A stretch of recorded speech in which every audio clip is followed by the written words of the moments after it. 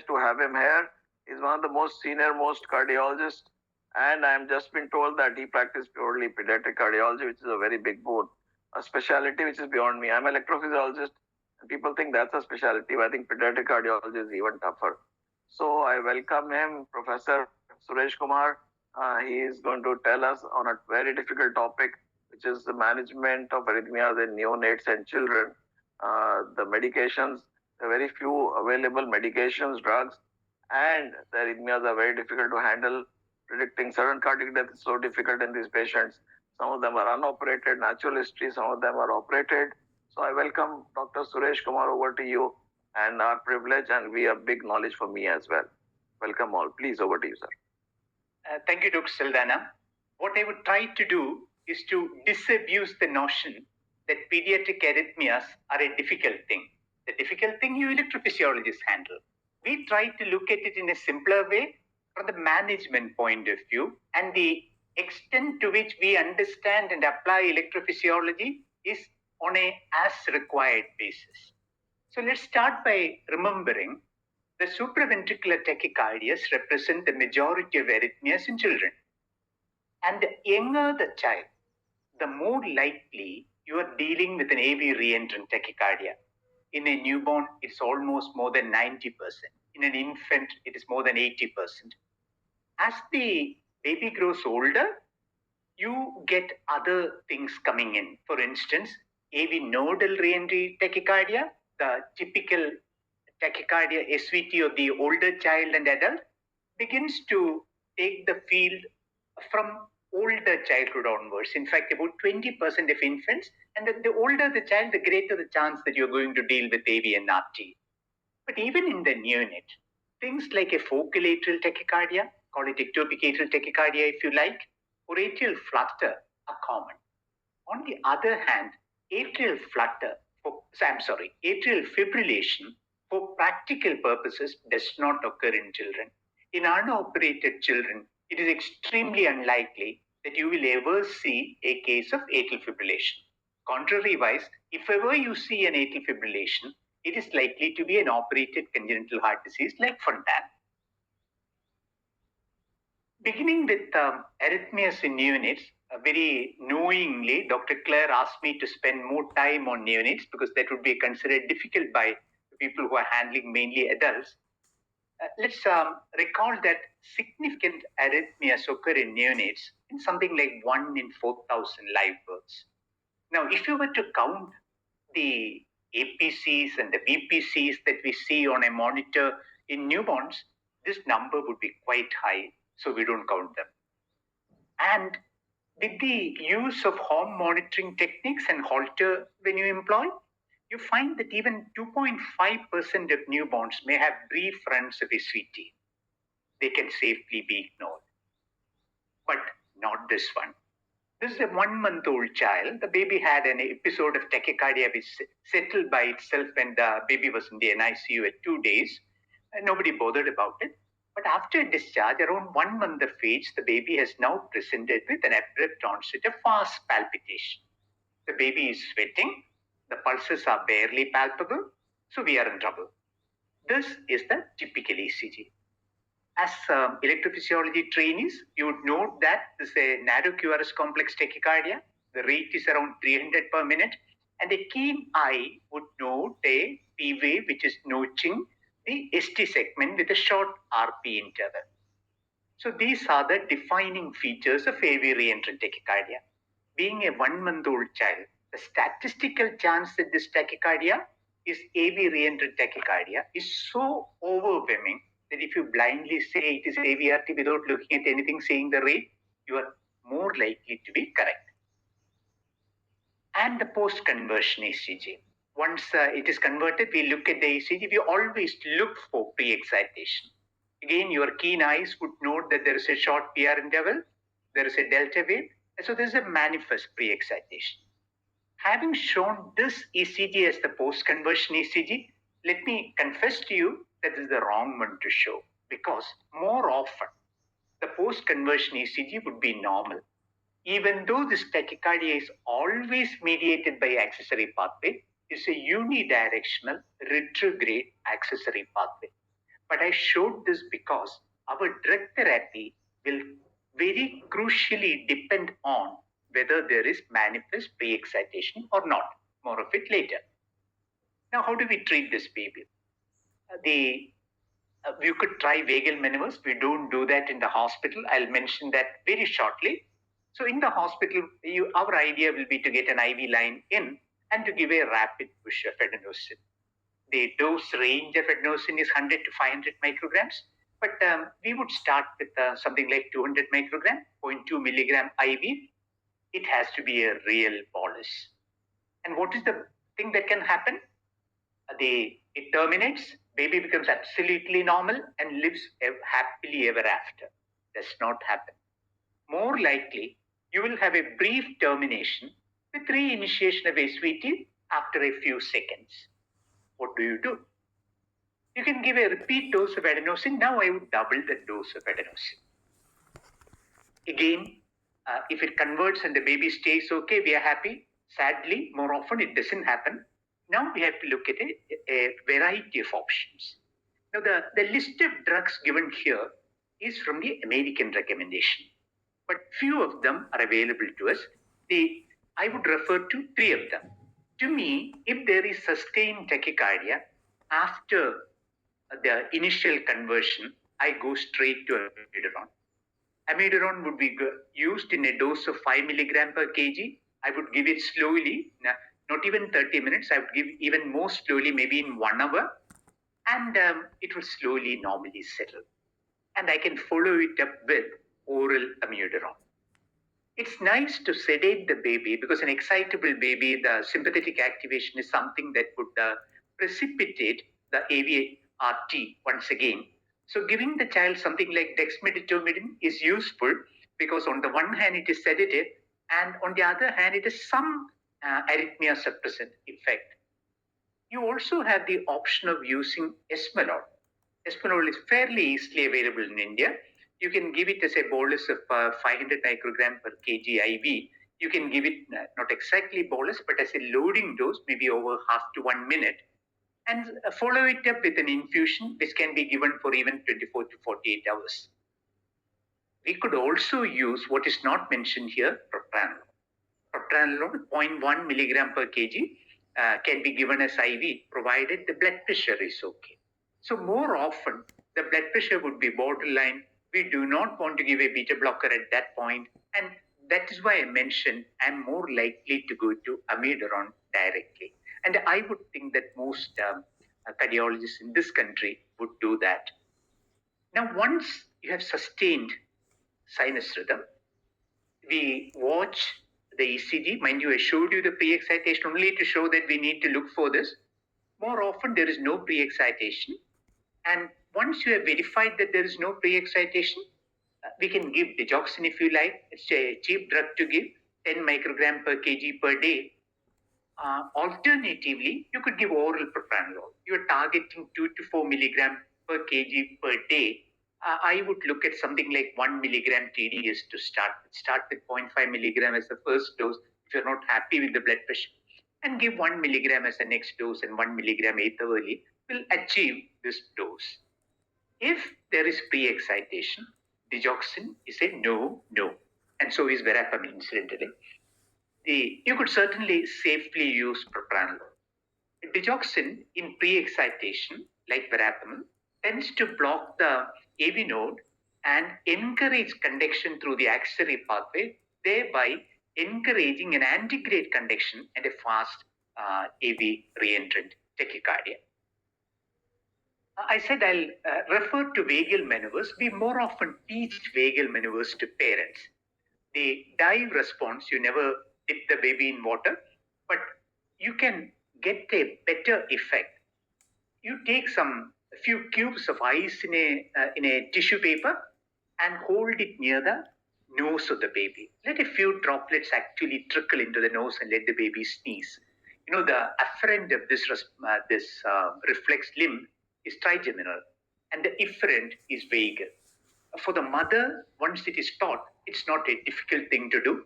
Alternatively, mothers, Indian mothers in particular, are used to putting their fingers in the baby's throat to remove some material which is stuck there.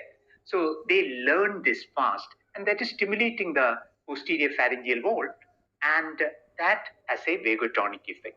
These are the things that you can employ in small babies. What you will absolutely never do, repeat, absolutely never do, is carotid sinus massage. It can be disastrous. You can get a cardiac arrest from carotid sinus massage. Now, if it is an older child, the dive response does not work. After all, it's a primitive response. It's lost as the baby grows older. You can encourage the boy or the girl to gulp down ice cold water like that. And that action, again, is gagging the throat sort of. And that would exert enough vagal stimulation, and with luck, it may convert. You could also encourage an older child to strain its stool. And if it's a real big child that you're seeing in an ER, say you're seeing a 30 kg plus child, giving carotid sinus massage carefully, observing all the precautions that you would do in adults, is in order.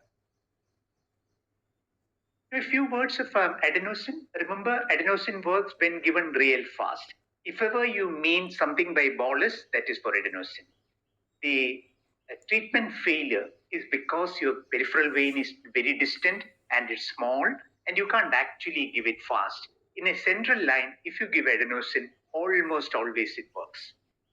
And if you're not receiving, if you're not demonstrating that there is a transient AV block, that means your adenosine is not working. Double the dose, double the dose.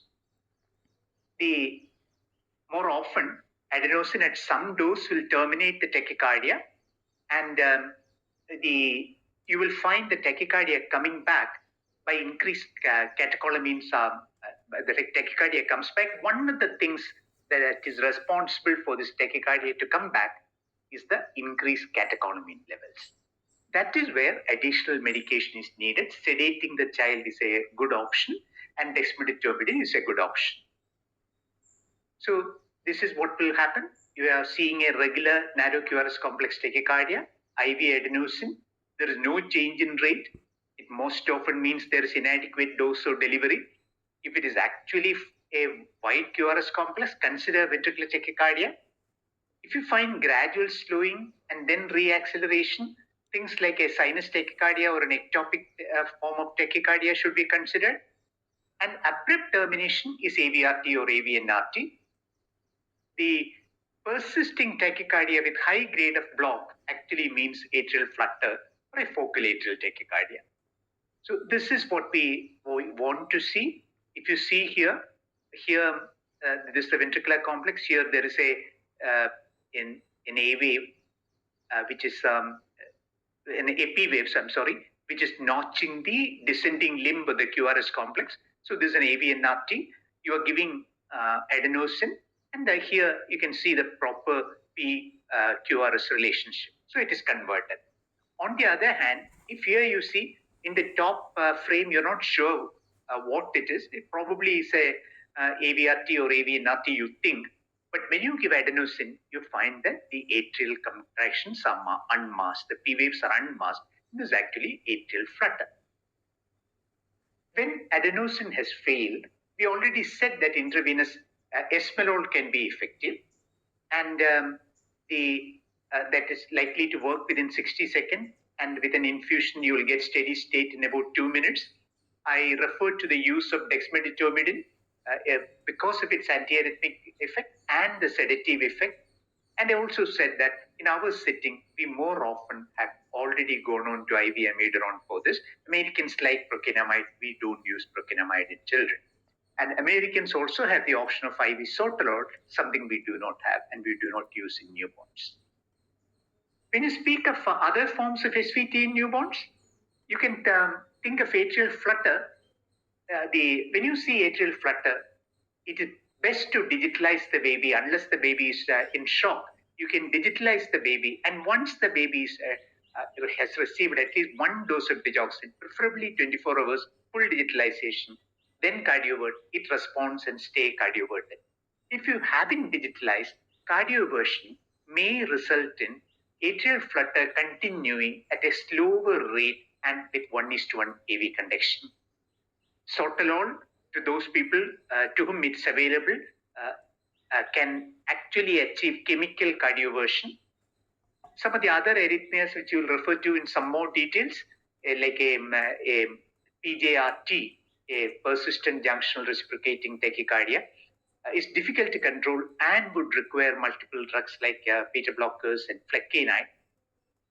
Congenital jet often requires combination. A common combination that we would use is beta blockers and amiodarone. Today, ivabradine is a reasonable choice for treating congenital jet. VT is extremely rare and is secondary to very rare things like cardiac tumors, cardiomyopathies, channelopathies, coronary abnormalities, etc. So, if you look at SVT in older children, remember we were speaking about neonates so far. SVT is the most common arrhythmia in children. It occurs in about 0.1 to 0.4% of the older children. And the first episode of SVT, even when you are seeing the child as an older child, the first episode is likely to have occurred in infancy. That too in the first 3-4 months. The commonest form of SVT in children, we mentioned already, is AV reentrant tachycardia that is mediated by a concealed accessory pathway, less often by a manifest accessory pathway. The AVRT constitutes 70 to 80% of tachycardias in infants, but as you grow older, like I mentioned earlier, the prevalence of AV nodal reentrant tachycardia increases. And ectopic atrial tachycardias are seen in about 5 to 10% of infants. And what happens to these children? In general, they have a good natural history. At least 70% would resolve spontaneously by 1 year of age. And the risk of recurrence of SVT for infants is something like 25 to 50%. This is lower than when it happens for the first time in an older child. In a small baby, the treatment by preference is medical, because RF ablation in infants we try not to do. It is limited for really severe and drug refractory tachycardia because you have a lower success rate and greater risk of complications with RF ablation in very small babies. But if you are dealing with a 15 kg plus baby and a 4-year plus age, RF ablation is a decent option. And if you are a practicing pediatric electrophysiologist, these barriers would be lower. Now let's deal with another scenario. A 5-year-old child. This child had upper respiratory symptoms for a week, no other cardiac history. The child is now presented with fast palpitation and the echo shows severe global LV dysfunction. So what do you see here? You can see that this is a narrow QRS tachycardia. You can find that the P waves are irregular. Actually, if you had the time to look at this ECG carefully, there is a retrograde wing back for the P wave with a inverted P waves in 2-3 AVF. So this type of ECG is a feature of junctional ectopic tachycardia. So it's an SVT, narrow QRS complex, and there is an AV dissociation. And again, even though I gave it as something occurring in the community, more often for the pediatric cardiologist, the scenario in which you see junctional ectopic tachycardia is in the post-op ICU after infant cardiac surgery, especially when there has been a trans-tricuspid closure of the VST. That is how VSTs are closed in most children. And trans-tricuspid RVOT resection as in tetralogy of Fallot. Remember, tetralogies are generally operated below the age of 1 year in most centers now. So the stretch of the tricuspid valve, particularly by a very enthusiastic assistant to the surgeon, is the commonest cause for jet in practice. But like we showed, it can follow a viral myocarditis. It can be congenital. This tachycardia tends to have a warm-up and cool-down phase. The P waves can be inverted if there is a retrograde capture, or if there is they can be upright and normal if the P waves are originating from the sinus. In the ICU, we try to avoid things which are precipitating this. One of them is temperature. So keep the temperature down. Try not to use inotropes or to use minimum dose of inotropes, and then go for amiodarone. You can be less aggressive in the in the post-op setting in the dose of amiodarone that you are using. For congenital jet, again, combination therapy, beta blockers and amiodarone are the most widely used agents, plus minus ivabradine. There are instances where just ivabradine has achieved complete conversion. Another scenario, a 10-year-old boy, first episode of tachycardia, the child looks very comfortable. If you see here, not an alarming ECG, but you find that the rate is around 150, and you find a little notching of the QRS complex in the distal lip. This is typical of common AV NRT. And this, of course, in recurrence, you educate the parents to do vagal maneuvers at home, like a gag, gulping down ice cold water, and straining at stool. But in the ER, IV adenosine is our drug of choice. You could start with 200 microgram per kg, but remember, this is an older child, so you could even start with an adult dose, like 6 milligram or 3 milligram without thinking, and you can double the dose if necessary. And the same suggestions as in AVRT in the neonate, you can give intravenous adenosine in a higher dose. You can give intravenous esmolol. And above the age of 8, IV verapamil is a choice. We try not to use verapamil in children because the degree of negative inotropic effect and the degree of bradycardia that happens with verapamil is amazing. So we are happy if you don't use verapamil. The intravenous amiodarone is a much safer drug. Just as we discussed for the treatment in the newborn, we can use amiodarone in the proposed dose for the control of this arrhythmia also. Now we are speaking of a different setting where you have a 7-month-old infant, unwell for several months. The baby is failing to thrive. And when you see the baby is in heart failure, the baby's weight is subnormal. And you have an ECG like this. The rate is not alarming, maybe around 150. You may even be misled into thinking that this is sinus rhythm. After all, baby in heart failure, your clinical diagnosis may be viral myocarditis or congestive cardiomyopathy. And you think that the rate of 150 is okay for a baby in heart failure until you actually look at the ECG and the polarity of the P wave. And now, when you look at the polarity of the P wave, you find that this is an inverted P into 3 wave and there is a long RP. It's a very characteristic condition, which is a persistent junctional reciprocating tachycardia. This is a long RP tachycardia. Its rate is less than 200 per minute. That is why the baby is able to survive without treatment for a long time. The baby presents with heart failure. The heart failure is actually because it's a tachycardiomyopathy. So permanent or persistent junctional reciprocating tachycardia, PJRT as you would call it, is a cause for tachycardiomyopathy. It may happen in the fetal life and the baby may be born in heart failure. The heart rate is not terribly fast, that's why the baby is surviving. What gives you the clue is the P wave polarity and the long RP. It's a difficult to control arrhythmia. There's no point in cardioverting this because the baby will come back to this thing. It will either not respond, it will be coming back to PDRT immediately.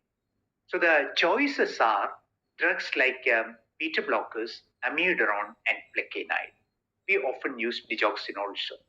The beta blockers and amiodarone is a good choice, and flecainide, if it's available. Mind you, flecainide in India is generally not available outside the metros. So otherwise, flecainide plus amiodarone is a good choice for this. And sotalol is also not a drug that is regularly available to India across the country.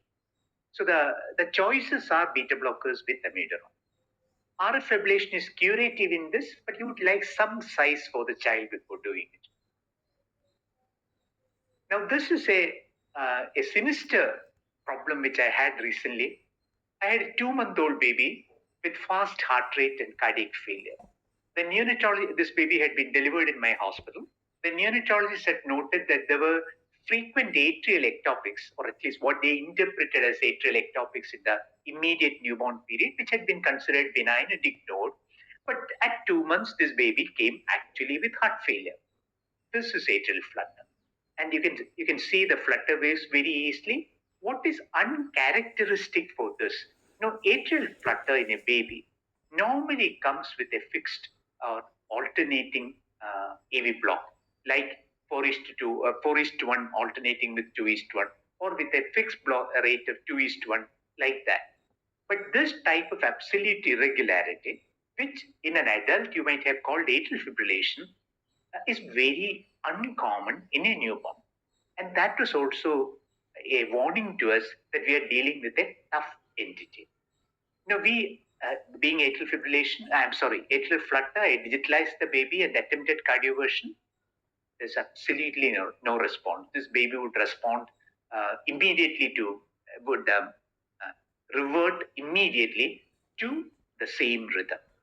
Now, I got the help of the electrophysiologist, and they, in fact, they couldn't believe that this will not convert. So they also tried cardioverting in different positions and different strengths.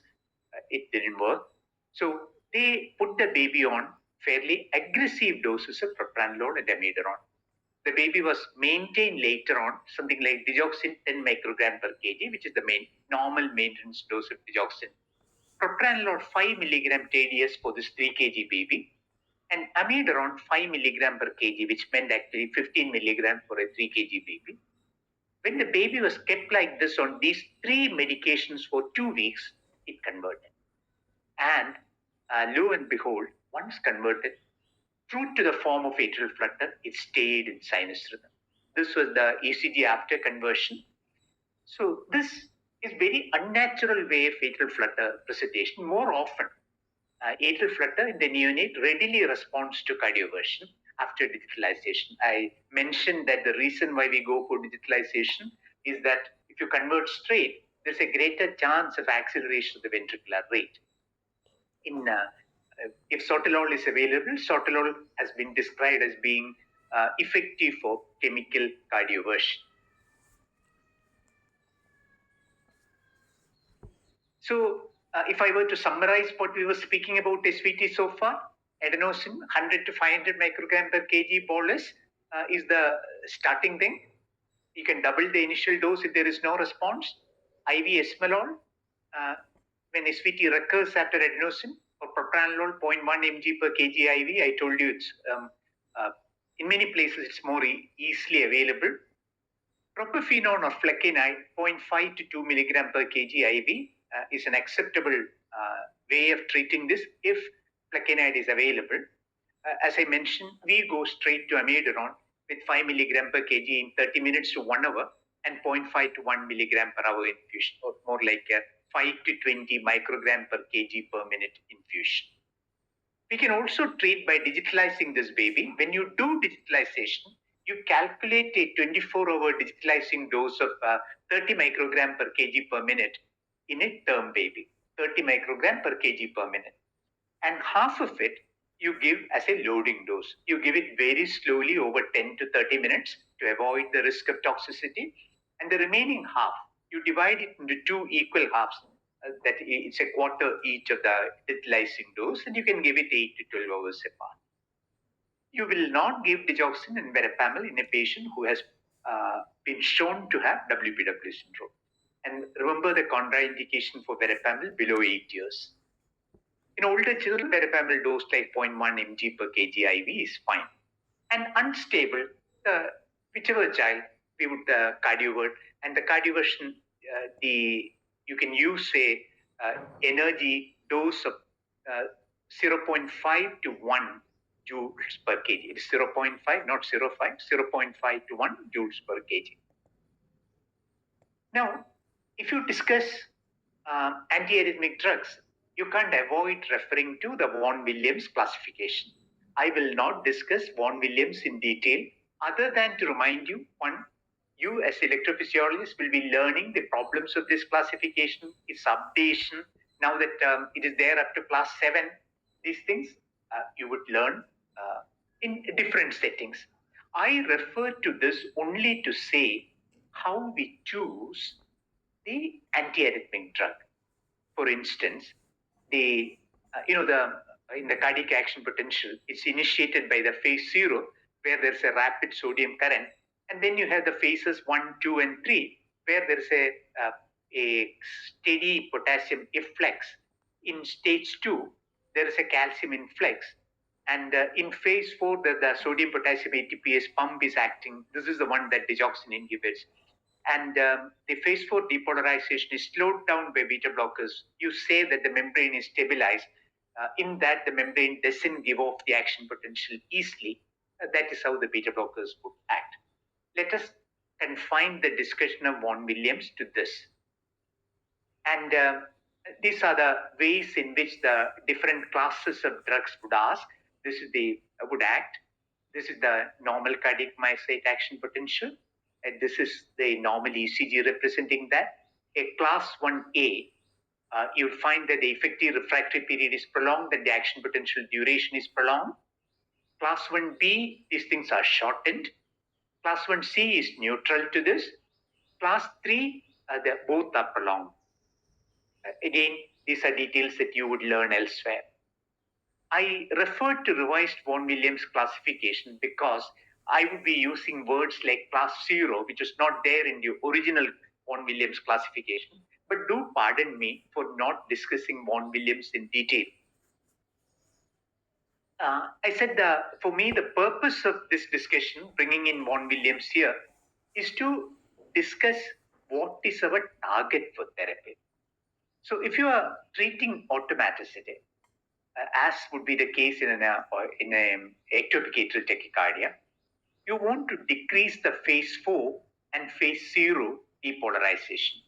Phase 4 will be achieved by beta blocker and phase 0 by sodium channel blockers. You could also alter the refractoriness of the surrounding tissue by slowing down conduction, which sodium channel blockers like flecainide could do. You could prolong effective refractory period with class 3 agent like amiodarone and sotalol. Now that is for automatic atrial tachycardia. Now more often we are dealing with a re-entry. And re-entry gives us the advantage that you have one limb to target. And the AV node being one limb, it is amenable to interruption by common drugs. So our sodium blockers can actually slow down conduction in the axillary pathway, but beta blockers would slow down conduction in the AV node. The calcium channel blockers, beta blockers, digoxin, everything would affect AV node. And when there is a triggered activity, you would like to shorten the action potential duration with drugs like mexiletine, class 1B, or suppress the after depolarizations that come from triggered activity with beta blockers. So these are the broader mechanisms of action of the drugs that we are using. And on this side of my table, the common drugs, AVNRT, both typical and atypical are re-entrant. So is WPW. So is the unidirectional retrograde axillary pathway. So is PDRT. So an atriofascicular using Maheim fibers is also re-entry. Rarely can be automatic focus. While automatic atrial tachycardia and non-focal automatic atrial tachycardia is automatic. Rarely children have a minor, small re-entry causing the non-focal atrial tachycardia. JET is automatic, atrial flutter is re-entrant. So this slide, when you look at carefully, you will understand the logic of choosing the drug. So we have already referred to this, but just summarizing the dose of the drugs that I used, ivabradine, which is class 1 0, 0.05 milligram per kg, 12 hours.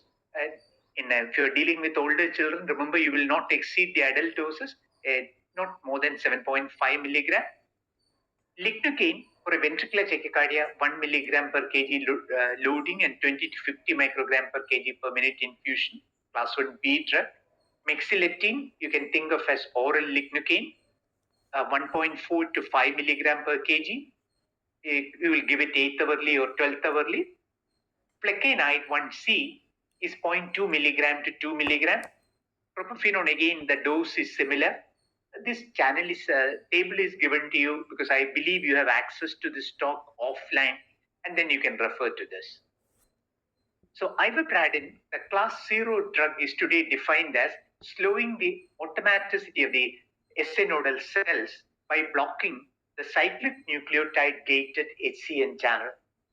The dose we've already mentioned, 0.05 milligram per kg, you can give us twice daily. The maximum dose in an infant will be 0.2 milligram per kg per dose. Remember, you will not exceed the adult dose. It is a half-life of 6 hours, but giving it twice daily is quite enough.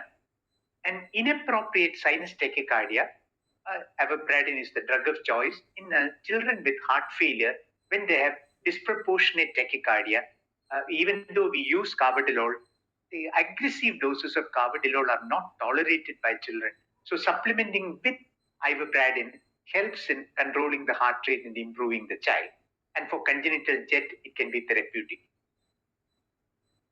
So the class 1 drugs in general, the class 1A, we have prokinamide. Class 1B is lignocaine. I've already referred to the doses. It's once again mentioned here. 10 to 15 milligram prokinamide is not a drug that we use in children, but it's said to be useful in refractory SVT, in atrial flutter and fibrillation, and in post-op ventricular tachycardia. And as electrophysiologists, I suspect you may be using this drug more in the years to come. While class 1B, remember, is neutral on the action potential of stroke, but it can shorten the action potential duration and decrease the refractory period. So lignocaine inhibits the fast inward sodium current, particularly in the ventricular myocardium. 1 mg per kg is the typical bolus that you use in adults. The side effects like tremor, bradycardia, seizures, and similar things can occur for mexiletine also, but it's orally effective. For symptomatic VPCs in children, mexiletine is a drug of choice if it's not responding to beta blocker. A type 3 long QT syndrome also responds to mexiletine. Class 1C, I must point out that many of the concerns about class 1C in adults, particularly in those with coronary artery disease, do not exist in children with normal heart. They have a profound effect on slowing the upstroke of the action potential with no effect on the action potential duration. It can prolong the PR interval and the QRS duration. So both flecainide and propafenone can be used in similar doses. 0.2 to 2 milligram as bolus, followed by in continuous infusion at 0.2 to 0.5 milligram per kg per hour. It can be used across the board in practically all the supraventricular tachycardias in children, including the fascicular VT. It has neurologic side effects like headache, dizziness, tremor, and all. Propafenone also is similar in dose and action. Class 2 drugs in the classification are beta blockers, and the commonest that we use is propranolol, especially when we need to use IV. We have already mentioned the intravenous dose. For oral maintenance, particularly in a child who has received propranolol or some other drug for conversion, the maintenance for a prophylaxis is most commonly used by propranolol. You can also use atenolol in older children because it can be given 12 hourly or once a day, like 0.3 to 1 mg per kg. Bisoprolol again in older children for similar indication. Metoprolol we often more because propranolol is these days more difficult to get IV, and therefore using metoprolol 1 to 5 microgram per kg per minute as a loading dose, and you can give it every 5 minutes followed by infusion. It's generally useful in controlling SVT, particularly in older children. Carvedilol also has an antiarrhythmic effect. We are likely to use in a child with heart failure. So we have already referred to the beta blocker and the membrane stabilizing effect of propranolol, and again used across the board in pediatric supraventricular tachycardias. It is also useful in the catecholamine sensitive polymorphic ventricular tachycardia. carvedilol, nadolol, atenolol, all can be used as beta blockers as the situation demands. Carvedilol if there is cardiac failure, nadolol and atenolol in the older child with infrequent AV nodal reentrant tachycardia for prevention. We have already referred to esmolol. Remember the dose is 100 to 500 microgram per kg IV in 1 minute, followed by 50 to 200 microgram per kg per minute until effect is achieved. The infusion can be continued up to 48 hours. Isoprenaline is classified in the modified von Williams as class 2B. It is indicated in the treatment and prevention of tossade and bradycardia. Bradycardia, of course, you can imagine, tossade by homogenizing the ventricular refractoriness, the isoprenaline is effective in long QT syndrome. 0.05 to 2 microgram per kg, I'm sorry for that, gram per kg per minute as continuous infusion. Digoxin, we have already said, the mechanism is by inhibiting the sodium-potassium ATPase pump. This increases intracellular calcium. It increases vagal tone, slows AV conduction, and prolongs refractoriness. Digoxin can be used in ectopic atrial tachycardia and in all forms of SVT, including if you're treating the mother for fetal tachycardia. Digitalizing dose, I've already discussed, and the maintenance dose is 10 microgram per kg per day. Among the class 3 drugs, amiodarone and sotalol, amiodarone is what we commonly use. I'm sure that you are very familiar with amiodarone. I've already referred to the use of amiodarone 5 mg per kg, IV over half to 1 hour. We'll give it very slowly in children, and followed by an oral 3 to 15 milligram per kg per day. And in any pediatric dose, never exceed adult dose. Sotalol, if available, is a nice drug to use for refractory SVT and atrial flutter. One should refer to verapamil, one to say that don't use it for SVT in smaller children, but one instance where it's specifically useful and it actually works is fascicular tachycardia. The common fascicular tachycardia in children is arising from the posterior fascicle. So you have a SVT, so you have a wide QRS tachycardia with an RBBB and a left axis deviation, and this responds to verapamil. The way to make verapamil safe, one, never to use it actually like a bolus, like you would give adenosine, don't give verapamil. If you are taking 0.1 milligram per kg, you interrupt your calculated dose, maybe into 4 divided doses, give it for the first quarter, wait for 1 or 2 minutes, see what's happening. If maybe it will respond at that dose. You don't necessarily need to give the maximum dose.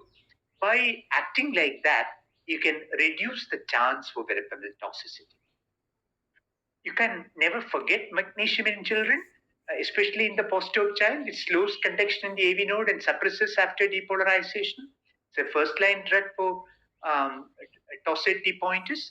Bolus 3 to 12 milligram per kg, followed by 0.5 to 1 milligram. You're targeting a serum magnesium of 3 to 5 milligram per deciliter, and particularly beneficial in digitalis toxicity. Having said all this, why do we say and how do we say that these are the drugs that we employ? In pediatric cardiac pharmacology in general is not based on randomized controlled trials. So this is peer review of what people actually do. So this particular article in Pediatric Cardiology looked at what Americans do. And so they were looking at a total number of 67 cases in multiple centers, of which 48 were AVRT, 1 was AVNRT, and 18 was ectopic atrial tachycardia. Look at the diversity. The 43 cases of AVRT were treated with beta blockers in 23. In 21, it is propranolol. Propafenone in 8, amiodarone in 5, a combination of propranolol and propafenone in 4, along with digoxin another 2, and 1 was a spontaneous remission. So if you were to ask me how do I treat my AVRT, I'll treat with adenosine for conversion, followed by amiodarone and propranolol. If it is an ectopic atrial tachycardia, you would be using propranolol, amiodarone. They have used these two drugs. There are only 18 cases, so 4 was propranolol, 1 was amiodarone, propafenone was 5, and various combinations. We are likely to use a combination of digoxin and propranolol and amiodarone. So this is the study that I'm referring to. There were 4 cases of deaths also. And the one case of AVNRT was treated with beta blocker. In prophylaxis, some people did not use any prophylaxis if the recurrences were infrequent. It was a single drug in 41, which is beta blocker for 25, propafenone for 11, amiodarone for 5. For me, it is propranolol always, plus minus digoxin, plus minus amiodarone. So beta blockers are the standard first-line treatment. The class 1C drugs are used particularly for the treatment of focal atrial tachycardia in addition to a beta blocker in American experience. And for us, it is amiodarone. Amiodarone is a choice of patients with impaired ventricular function and as the first-line drug when the tachycardia is difficult to control. So when they use propranolol, they target doses like 3 to 5 mg per kg per day, propafenone 150 to 600 mg per meter square, flecainide every 12 hours like 3 to 8 mg, amiodarone and digoxin we have already discussed. Now, I will make a very brief mention of wide QRS tachycardia. For the reason being, why brief? The majority of tachycardias that you see in the overwhelming majority in children are narrow QRS tachycardia. But when you see a wide QRS, the reason why I'm showing this slide, which is taken from an AEPC electrophysiology course which I had attended, even then, it's more likely to be an SVT in a child. It can be an SVT with a pre-existing LBBB or RBBB. It can be an antidromic AV reentrant tachycardia. It can be atrial flutter with WPW syndrome, which practically doesn't occur in pediatric age group. You can have a Mahem fiber tachycardia, or you can actually have a ventricular tachycardia. So a wide QRS tachycardia is not necessarily ventricular in the child, is what I wanted to say. And the ECG criteria to diagnose ventricular versus supraventricular tachycardia in a wide complex tachycardia will apply in children as well. I hope you are familiar with this. These refer to things like there being fusion beats and capture beats and monomorphic morphology, things like that. If you have a regular tachycardia and an LBBB, SVT with LBBB, mind you, in a postoperative child, if there has been an LVOT resection as the surgery, left bundle branch block is common.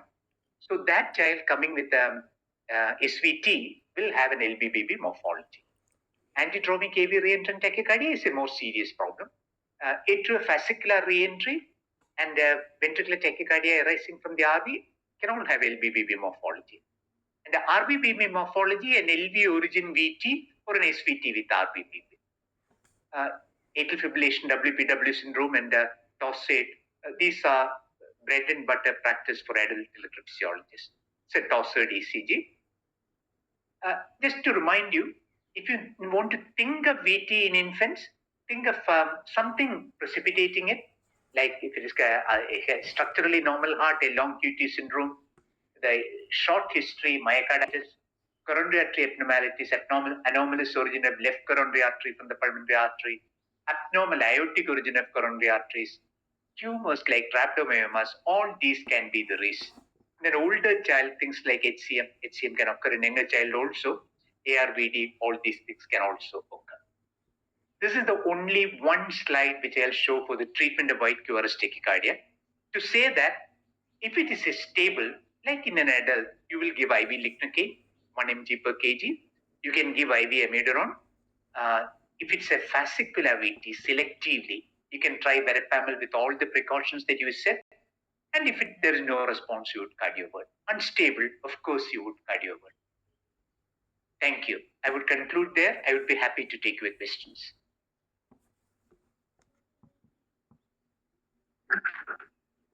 Thank you, Dr. Suresh Kumar. I think it was really enlightening. At the end of it, I think we are much more knowledgeable. A lot of things I have learned for sure. If there are any questions, I think would like to take those. Or I mean, I'll make a few points rather than more than points. Maybe ask you a few questions. What is your experience with ambutilide for atrial flutter? Because acute conversion of acute flutter in adults with ambutilide reported to be about 80 to 90%. Do you have any experience with the IV ambutilide? Actually, zero, for two reasons.